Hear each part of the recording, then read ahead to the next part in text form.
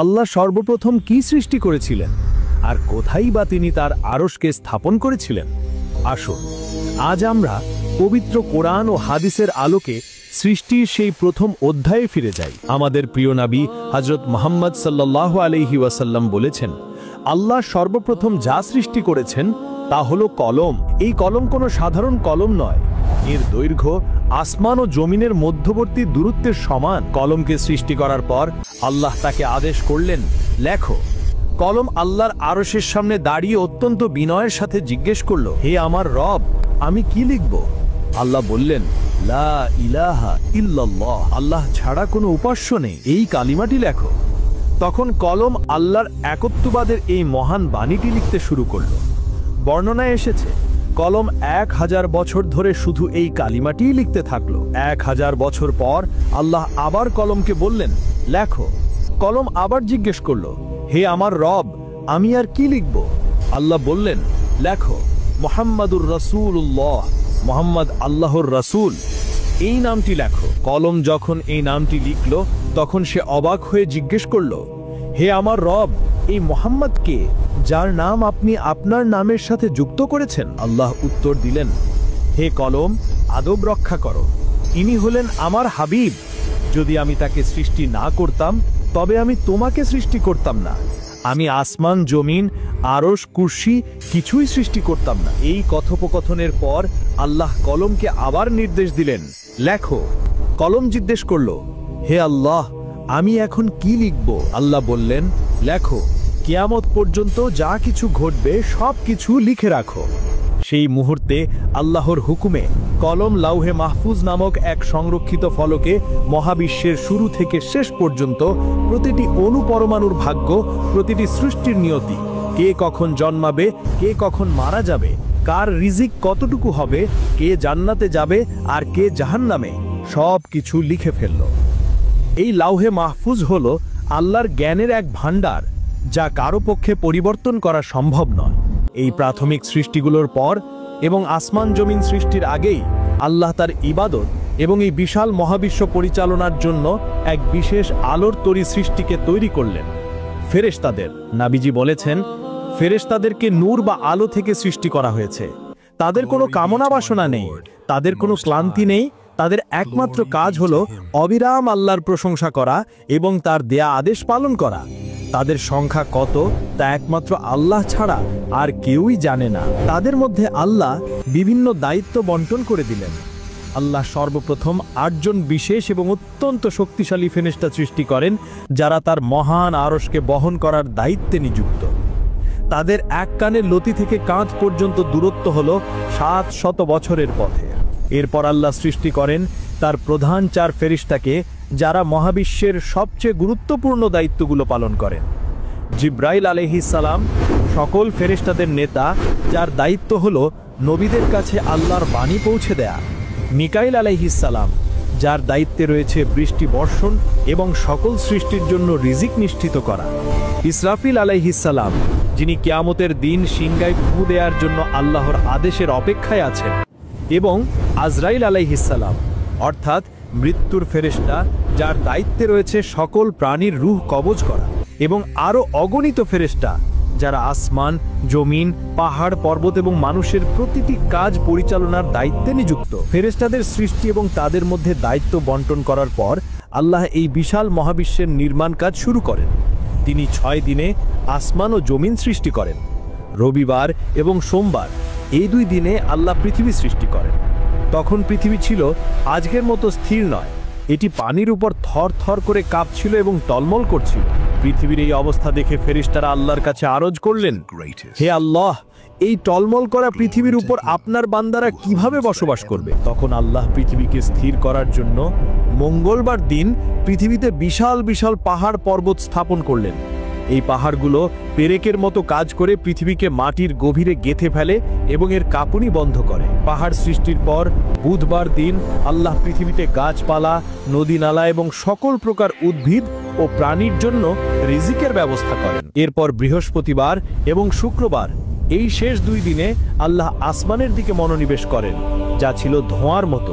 তিনি সেই ধোঁয়া থেকে 2 দিনের 7টি আসমান তৈরি করেন এবং পৃথিবীর সবচেয়ে কাছের আকাশকে চন্দ্র, সূর্য এবং কোটি কোটি নক্ষত্র দিয়ে সাজিয়ে দেন। এভাবেই তৈরি হলো আমাদের এই বিশাল মহাবিশ্ব, এক নিখুঁত এবং সুশৃঙ্খল জগৎ যা পরিচালনার জন্য রয়েছেন অগণিত ফেরেশতা। আসমান ও জমিন সৃষ্টির পর এবং মানুষ সৃষ্টির বহু আগে আল্লাহ পৃথিবীতে বসবাসের জন্য এক নতুন এবং বিস্ময়কর সৃষ্টিকে তৈরি করলেন। তারা হলো জিন।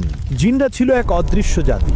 তারা মানুষের মতো পানাহার করত, তাদের মধ্যে বিয়ে শাদী হতো, সন্তান সন্ততি জন্ম নিত এবং তাদেরও মৃত্যু হতো। আল্লাহ জিনদেরকেও ভালো মন্দ বোঝার এবং যে কোনো একটি পথ বেছে নেওয়ার স্বাধীনতা দিয়েছিলেন। তাদেরকে পৃথিবীতে আল্লাহর ইবাদত করার জন্য পাঠানো হয়েছিল। হাজার হাজার বছর ধরে জিনরা পৃথিবীতে বসবাস করতে লাগলো, কিন্তু সময়ের সাথে সাথে তারা তাদের মূল উদ্দেশ্য ভুলে গেল। তারা আল্লাহর হুকুম অমান্য করতে শুরু করলো এবং একে অপরের উপর জুলুম অত্যাচার করতে লাগলো। তাদের মধ্যে হিংসা, অহংকার এবং ক্ষমতার লোভ এতটাই বেড়ে গেল যে তারা একে অপরের সাথে ভয়ঙ্কর যুদ্ধে এবং রক্তারক্তিতে লিপ্ত হলো। তাদের পাপে পৃথিবী এক ভয়ঙ্কর অশান্তির জায়গায় পরিণত হলো। তাদের এই সীমা লঙ্ঘন দেখে আল্লাহ অত্যন্ত অসন্তুষ্ট হলেন।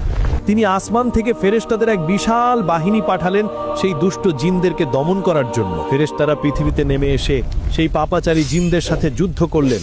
তারা বেশিরভাগ জিনকে হত্যা করলেন এবং বাকিদের তাড়িয়ে সমুদ্রের গভীরে এবং দূর দূরান্তের দ্বীপগুলোতে পাঠিয়ে দিলেন। সেই যুদ্ধের সময় ফেরেশতারা দেখলেন জিনদের মধ্যে এক ছোট্ট শিশু রয়েছে যা অন্যদের চেয়ে ভিন্ন ছিল। তার নাম ছিল আজাজিল। সে ছিল অত্যন্ত সুন্দর এবং তার মধ্যে জ্ঞানের এক বিশেষ প্রতিভা ছিল। ফেরেশতারা তাকে দয়া করে হত্যা না করে আল্লাহর হুকুমে তাকে সাথে করে আসমানে নিয়ে গেলেন। আসমানে ফেরেশতাদের সাথে থেকে আজাজিল আল্লাহর ইবাদতে নিজেকে এমনভাবে ডুবিয়ে দিল যে তার জ্ঞান এবং মর্যাদা দিনে দিনে বাড়তেই থাকলো। সে হাজার হাজার বছর ধরে এত ইবাদত করলো যে তার ইবাদতের খ্যাতির সকল ফেরেশতাদের ছাড়িয়ে গেল। আল্লাহ তার ইবাদতে খুশি হয়ে তাকে সম্মানিত করলেন। তাকে প্রথম আসমানের নেতা বানিয়ে দেয়া হলো। এরপর দ্বিতীয়, তৃতীয়, এভাবে সে সকল আসমানের ফেরেশতাদের নেতা এবং শিক্ষকের মর্যাদা লাভ করল। তার নতুন নাম হলো ইবলিস। সে এতটাই সম্মানিত ছিল যে আল্লাহর আরশের চারপাশে যে মহান ফেরেশতারা থাকেন তাদের সাথেও তার ওঠা বসা ছিল। কিন্তু তার অন্তরের গভীরে তার সেই আগুনের তৈরি অহংকার তখনও লুকিয়ে ছিল। পৃথিবীকে জিনদের বিপর্যয় থেকে মুক্ত করার পর আল্লাহ ফেরেশতাদের একত্রিত করলেন এবং তার সেই ঐতিহাসিক ঘোষণাটি দিলেন। তিনি বললেন, আমি পৃথিবীতে একজন খলিফা বানাতে চলেছি। এই ঘোষণা শোনার সাথে সাথেই ফেরেশতাদের মনে জিনদের সেই ভয়ঙ্কর রক্তারক্তির স্মৃতি ভেসে উঠল। তারা অত্যন্ত বিনয়ের সাথে জিজ্ঞেস করলেন, হে আমাদের রব, আপনি কি পৃথিবীতে এমন কাউকে বানাবেন যে সেখানে গিয়ে আবার অশান্তি সৃষ্টি করবে আর একে অপরের সাথে রক্তপাত করবে? অথচ আমরা তো সব সময় আপনার প্রশংসা এবং পবিত্রতা বর্ণনা করছি। আল্লাহ উত্তর দিলেন, নিশ্চয় আমি যা জানি তোমরা তা জানো না। এই একটি বাক্যই আল্লাহ বুঝিয়ে দিলেন যে তিনি এমন এক জাতিকে সৃষ্টি করতে চলেছেন যার মর্যাদা এবং উদ্দেশ্য হবে ফেরেশতাদের ধারণারও বাইরে। তারপর শুরু হলো মানব জাতির প্রথম সদস্যকে তৈরি করার সেই ঐতিহাসিক প্রক্রিয়া। আল্লাহ প্রথমে হযরত জিব্রাইল আলাইহিস সালামকে পৃথিবীতে পাঠালেন মাটি সংগ্রহ করার জন্য। হযরত জিব্রাইল আলাইহিস সালাম যখন পৃথিবীতে এসে মাটি তুলতে গেলেন তখন জমিন আল্লাহর কাছে ফরিয়াদ করে বলল, হে জিব্রাইল, আমি আল্লাহর নামে তোমার কাছে আশ্রয় চাই। তুমি আমার শরীর থেকে মাটি নিও না, যা দিয়ে এমন এক জাতি তৈরি হবে যা হয়তো পৃথিবীতে গিয়ে আল্লাহর অবাধ্য হবে এবং জাহান্নামের আগুনে জ্বলবে। জমিনের এই হাকতি শুনে হযরত জিব্রাইল আলাইহিস সালামের মনে মায়া হলো এবং তিনিও খালি হাতে আল্লাহর কাছে ফিরে গেলেন। এরপর আল্লাহ হযরত মিকাইল আলাইহিস সালামকে পাঠালেন। তিনিও যখন পৃথিবীতে এসে মাটি তুলতে গেলেন তখন জমিন তার কাছেও একই রকম ফরিয়াদ করল। তার মনেও দয়া হলো এবং তিনিও খালি হাতে ফিরে গেলেন। অবশেষে আল্লাহ পাঠালেন মৃত্যুর ফেরেশতা হযরত আজরাইল আলাইহিস সালামকে, যার অন্তর ছিল আল্লাহর আদেশের প্রতি অত্যন্ত কঠোর। তিনি যখন পৃথিবীতে এসে মাটি তুলতে গেলেন তখন জমিন তার কাছে আল্লাহর নামে ফরিয়াদ করল, কিন্তু আজরাইল আলাইহিস সালাম উত্তর দিলেন, আমিও আল্লাহর নামে আশ্রয় চাই।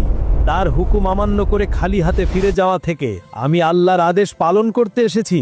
এই বলে তিনি জমিনের কোনো আকুতি না শুনে পৃথিবীর বিভিন্ন প্রান্ত থেকে বিভিন্ন ধরনের মাটি সংগ্রহ করলেন। কোথাও থেকে কালো মাটি, কোথাও থেকে সাদা, কোথাও থেকে লাল, কোথাও থেকে নরম মাটি, আবার কোথাও থেকে শক্ত মাটি। এই বিভিন্ন রঙের মাটির কারণেই পৃথিবীতে মানুষের গায়ের রং এবং স্বভাব চরিত্র ভিন্ন ভিন্ন হয়। এরপর সেই মাটিগুলোকে জান্নাতের পানিতে মেশানো হলো। দীর্ঘ সময় ধরে সেই মাটির মিশ্রণটিকে একটি নির্দিষ্ট অবস্থায় রাখা হলো, যতক্ষণ না তা শুকিয়ে কাদার মতো হলো।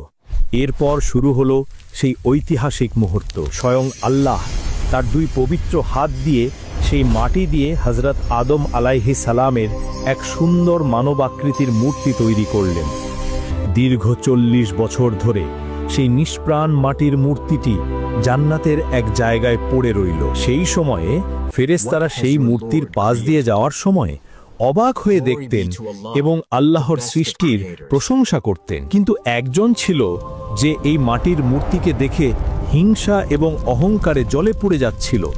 সে ছিল ইবলিস। সে মূর্তির কাছে এসে লাথি মারত এবং এর ভেতরে ঢুকে দেখত যে এটি ভেতর থেকে ফাঁপা। সে তখন থেকেই বুঝতে পেরেছিল যে এই সৃষ্টি হয়তো দুর্বল প্রকৃতির হবে। তার অন্তরে তখন থেকেই আদম আলাইহিস সালামের প্রতি এক তীব্র ঘৃণা আর অহংকার জন্ম নিয়েছিল। সে মনে মনে ভাবছিল, আমি আগুনের তৈরি আর এ হলো মাটির তৈরি, আমি এর চেয়ে সেরা। অবশেষে সেই 40 বছর পর আল্লাহ সেই নিষ্প্রাণ মাটির মূর্তিটিতে তার পক্ষ থেকে রূহ বা আত্মা ফুঁকে দিলেন। রূহ যখন হযরত আদম আলাইহিস সালামের মাথার দিক থেকে প্রবেশ করতে শুরু করল, তখন তিনি হাঁচি দিলেন এবং আল্লাহর শেখানো বাক্য বললেন, আলহামদুলিল্লাহ। উত্তরে আল্লাহ বললেন, ইয়ারহামুকাল্লাহ, আল্লাহ তোমার উপর রহম করুন। এটাই ছিল মানব ইতিহাসের প্রথম কথোপকথন। রূহ যখন তার সারা শরীরে ছড়িয়ে পড়ল, তখন নিষ্প্রাণ মাটির মূর্তিটি হয়ে উঠল এক জীবন্ত রক্তমাংসের মানুষ, আমাদের আদি পিতা হযরত আদম আলাইহিস সালাম। আল্লাহ আদম আলাইহিস সালামকে সকল বস্তুর নাম এবং জ্ঞান শিখিয়ে দিলেন, যা তিনি ফেরেশতাদেরও শেখাননি। এরপর তিনি ফেরেশতাদের সামনে সেই বস্তুগুলো পেশ করে বললেন, যদি তোমরা তোমাদের কথায় সত্যবাদী হও তবে আমাকে এই বস্তুগুলোর নাম বলো। ফেরেশতারা অত্যন্ত বিনয়ের সাথে উত্তর দিলেন, হে আল্লাহ, আপনি পবিত্র, আপনি আমাদের যা শিখিয়েছেন তার বাইরে আমাদের কোনো জ্ঞান নেই। নিশ্চয়ই আপনি সর্বজ্ঞানী, সর্বশ্রেষ্ঠ প্রজ্ঞাময়। তখন আল্লাহ আদম আলাইহিস সালামকে বললেন, হে আদম, তুমি তাদের এই বস্তুগুলোর নাম বলে দাও। আদম আলাইহিস সালাম যখন সকল বস্তুর নাম সঠিকভাবে বলে দিলেন, তখন আল্লাহ ফেরেশতাদের বললেন, আমি কি তোমাদের বলিনি যে আমি আসমান ও জমিনের সকল অদৃশ্যের খবর জানি এবং তোমরা যা প্রকাশ করো ও যা গোপন করো তার সব কিছুই আমি জানি। এভাবেই আল্লাহ ফেরেশতাদের সামনে আদম আলাইহিস সালামের শ্রেষ্ঠত্বকে প্রতিষ্ঠা করলেন। এরপর তিনি তার আরশের সামনে উপস্থিত সকল ফেরেশতা এবং জিনদের নেতা ইবলিসকে একত্রিত করলেন এবং এক চূড়ান্ত নির্দেশ দিলেন, তোমরা আদমকে সেজদা করো। আল্লাহর নির্দেশ পাওয়া মাত্রই সকল ফেরেশতা বিন্দু পরিমাণ দ্বিধা না করে সাথে সাথে সেজদায় লুটিয়ে পড়লেন, একজন ছাড়া, সে ছিল ইবলিস। আল্লাহ, যিনি সবকিছুই জানেন, তিনি ইবলিসকে তার ভুলের গভীরতা বোঝানোর জন্য জিজ্ঞেস করলেন, হে ইবলিস, আমি যখন তোমাকে নির্দেশ দিলাম তখন কোন জিনিস তোমাকে সেজদা করতে বাধা দিল? তখন ইবলিস তার অন্তরের সমস্ত ঘৃণা আর অহংকারকে প্রকাশ করে উত্তর দিল, আমি তার চেয়ে সেরা। আমি আগুনের তৈরি সৃষ্টি হয়ে কেন মাটির তৈরি সৃষ্টিকে সেজদা করব? এই একটা বাক্যই ছিল তার ধ্বংসের কারণ। তার অহংকার তাকে আল্লাহর হুকুম অমান্য করতে বাধ্য করল। আল্লাহর ক্রোধ জ্বলে উঠল। তিনি বললেন, বেরিয়ে যা এখান থেকে, তুই হলি বিতাড়িত এবং অভিশপ্ত, তোর উপর আমার লানাত থাকবে কিয়ামত পর্যন্ত। হাজার হাজার বছর ধরে আল্লাহর ইবাদত করে যে ইবলিস সর্বোচ্চ মর্যাদা পেয়েছিল, সে এক মুহূর্তের অহংকারের কারণে চিরদিনের জন্য অভিশপ্ত হয়ে গেল। তখন তার অন্তরে অনুশোচনার বদলে জন্ম নিল মানবজাতির প্রতি এক তীব্র প্রতিশোধের আগুন। সে আল্লাহর কাছে একটি সুযোগ চাইল। সে বলল, হে আমার রব, তাহলে আমাকে কিয়ামত পর্যন্ত বেঁচে থাকার সুযোগ দিন। আল্লাহ বললেন, তোকে সেই সুযোগ দেওয়া হলো। সুযোগ পাওয়ার পর সে আল্লাহকে চ্যালেঞ্জ করে তার চূড়ান্ত এবং ভয়ঙ্কর শপথটি ঘোষণা করল। সে বলল, আমি শপথ করছি যে আদমের কারণে আমি আজ পথভ্রষ্ট এবং অভিশপ্ত হলাম, আমি শপথ করছি, আমি এই মানুষগুলোকে বিভ্রান্ত করার জন্য তাদের সোজা পথের উপর ফাঁদ পেতে বসে থাকব। আমি তাদের কাছে আসব, তাদের সামনে থেকে, তাদের পেছন থেকে, তাদের ডান দিক থেকে এবং তাদের বাম দিক থেকে। আমি তাদের মনে লোভ, হিংসা, অহংকার আর অশ্লীলতার বীজ বুনে দেব। আমি দুনিয়াকে তাদের চোখে এত সুন্দর আর আকর্ষণীয় করে তুলে ধরব যে তারা আখিরাতকে ভুলে যাবে। আর আপনি তাদের বেশিরভাগকেই আপনার শুকরিয়া আদায়কারী বা কৃতজ্ঞ বান্দা হিসেবে পাবেন না। মহান আল্লাহ, যিনি সবকিছুই জানেন, তিনি তার এই চ্যালেঞ্জ গ্রহণ করলেন। তিনি উত্তর দিলেন, বেরিয়ে যায় এখান থেকে, তোর এবং তোর অনুসারীদের, অর্থাৎ যেই তোর পথ অনুসরণ করবে তাদের সবাইকে দিয়ে আমি অবশ্যই জাহান্নাম পূর্ণ করব। কিন্তু মনে রাখিস, আমার খাঁটি বান্দাদের উপর তোর কোনো ক্ষমতা থাকবে না। এভাবেই শুরু হলো মানবজাতি এবং শয়তানের মধ্যকার চিরস্থায়ী এক লড়াইয়ের, যে লড়াই আজও আমাদের প্রত্যেকের জীবনের প্রতিটি মুহূর্তে চলছে। আল্লাহ হযরত আদম আলাইহিস সালামকে জান্নাতে থাকার অনুমতি দিলেন। জান্নাত হলো এমন এক শান্তির জায়গা যার সৌন্দর্য এবং নিয়ামত মানুষ কখনো কল্পনাও করতে পারবে না। কিন্তু সেই বিশাল জান্নাতে এত নিয়ামতের মাঝেও আদম আলাইহিস সালাম একাকিত্ব অনুভব করছিলেন। তার মনে হচ্ছিল যেন তার একজন সঙ্গীর প্রয়োজন, যার সাথে তিনি কথা বলতে পারেন, যার কাছে তিনি শান্তি খুঁজে পেতে পারেন। এই তার একাকিত্ব দূর করার জন্য আল্লাহ এক আশ্চর্য এবং সুন্দর ঘটনা ঘটালেন। যখন আদম আলাইহিস সালাম ঘুমিয়েছিলেন, তখন আল্লাহ তার বাম পাজরের একটি বাঁকা হাড় থেকে তার সঙ্গিনী হযরত হাওয়া আলাইহিস সালামকে সৃষ্টি করলেন। ঘুম থেকে উঠে আদম আলাইহিস সালাম তার পাশে অপূর্ব সুন্দর একজন নারীকে বসে থাকতে দেখে অবাক হলেন। তিনি জিজ্ঞেস করলেন, তুমি কে? তিনি অত্যন্ত মিষ্টি সুরে উত্তর দিলেন, আমি একজন নারী। আদম আলাইহিস সালাম জিজ্ঞেস করলেন, তোমাকে কেন সৃষ্টি করা হয়েছে? তিনি উত্তর দিলেন, যাতে আপনি আমার কাছে শান্তি খুঁজে পান। এভাবেই শুরু হলো পৃথিবীর প্রথম মানব মানবীর ভালোবাসার গল্প।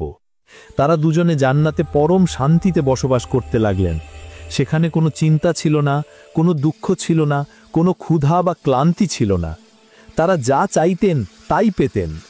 জান্নাতের পাখিরা তাদের জন্য গান গাইত, নহরগুলো তাদের জন্য বয়ে যেত। আল্লাহ তাদের দুজনকে বললেন, তোমরা দুজনে এই জান্নাতে যেখানে ইচ্ছা ঘুরে বেড়াও, যা ইচ্ছা খাও, কিন্তু ওই যে একটি গাছ দেখছো, ওই গাছটির কাছেও যেও না এবং এর ফল খেও না।